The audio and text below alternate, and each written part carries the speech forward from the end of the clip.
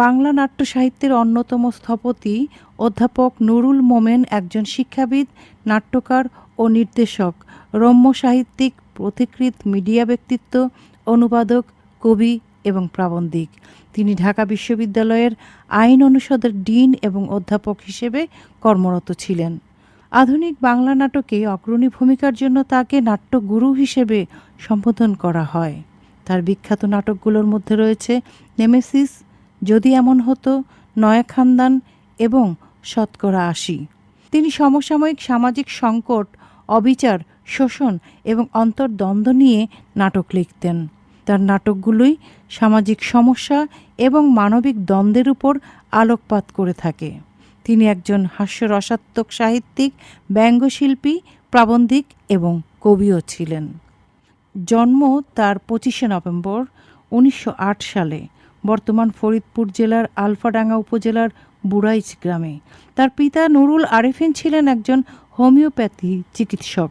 নুরুল মোমেন Dhaka Muslim high school থেকে ১৯২৪ সালে matric, Dhaka intermediate college থেকে ১৯২৬ সালে আইএ এবং ঢাকা বিশ্ববিদ্যালয় থেকে ১৯২৯ সালে বিএ পাশ করেন।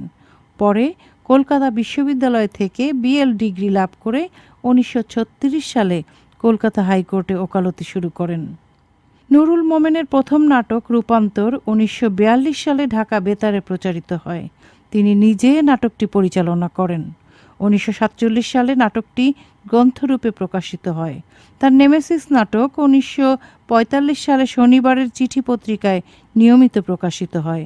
গ্রন্থরূপে যা প্রকাশিত হয় ১৯৪৮ সালে। নাটকটি ৫০ দশকের মনন্তরের পটভূমিতে রচিত। এর রচনা শৈলী ও পরিকল্পনা অভিনব। একটি মাত্র চরিত্রের মাধ্যমে দীর্ঘ সংলাপের ভেতর দিয়ে পুরো নাট্য কাহিনী বিবৃত হয়েছে, যার মধ্যে একটি পরিপূর্ণ ছবি পরিস্ফুট হয়ে ওঠে। ফলে নাটকটি নাট্যমোদীদের কাছে বিশেষভাবে প্রশংসিত হয় এবং এ নাটকের মাধ্যমে তিনি বাংলা নাট্য সাহিত্যে অধিষ্ঠিত হন।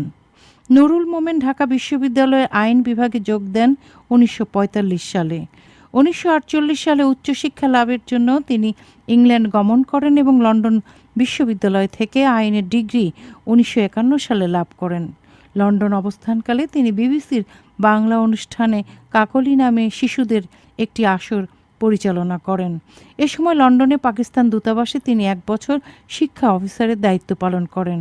ঢাকা বিশ্ববিদ্যালয়ে অধ্যাপনাকালে তিনি বিশ্ববিদ্যালয়ের কয়েকটি গুরুত্বপূর্ণ দায়িত্ব পালন করেন। ফজলুল হক হলের প্রভোস্ট ১৯৫৭ ছাড়াও তিনি আইন বিভাগের ডিন ১৯৬৩, প্রক্টর ও ট্রেজারার ছিলেন। ১৯৭২ সালে তিনি ঢাকা বিশ্ববিদ্যালয় থেকে অবসর গ্রহণ করেন।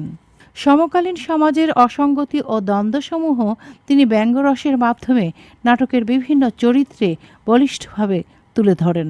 নাট্যশিল্পী হিসেবে এটা তার বড় কৃতিত্ব। তার অন্যান্য বিখ্যাত নাটক যদি এমন হতো, নয়া খানদান, আলোছায়া, আইনের অন্তরালে, শতকরা ৮০, রূপলেখা ও যেমন ইচ্ছা তেমন। সাহিত্যকর্মে উল্লেখযোগ্য অবদানের জন্য তিনি কলকাতায় সম্বর্ধনা পান ১৯৫৪ সালে, বাংলা একাডেমির পুরস্কার পান ১৯৬১ সালে, যুক্তরাষ্ট্রের শিকাগো বিশ্ববিদ্যালয়ের ইন্টারন্যাশনাল প্লেয়ার্স সংগঠনের সম্বর্ধনা পান তিনি ১৯৬৪ সালে, ব্রিটেনের থিয়েটার ব্যক্তিত্বগণ কর্তৃক সম্বর্ধনা পান ১৯৬৬ সালে, বাংলাদেশের থিয়েটার নাট্যদল কর্তৃক সম্বর্ধনা পান ১৯৭৭ সালে এবং ২১ পদকে ভূষিত হন ১৯৭৮ সালে। তার মৃত্যু ঢাকায় ১৬ ফেব্রুয়ারি ১৯৮৯ সালে।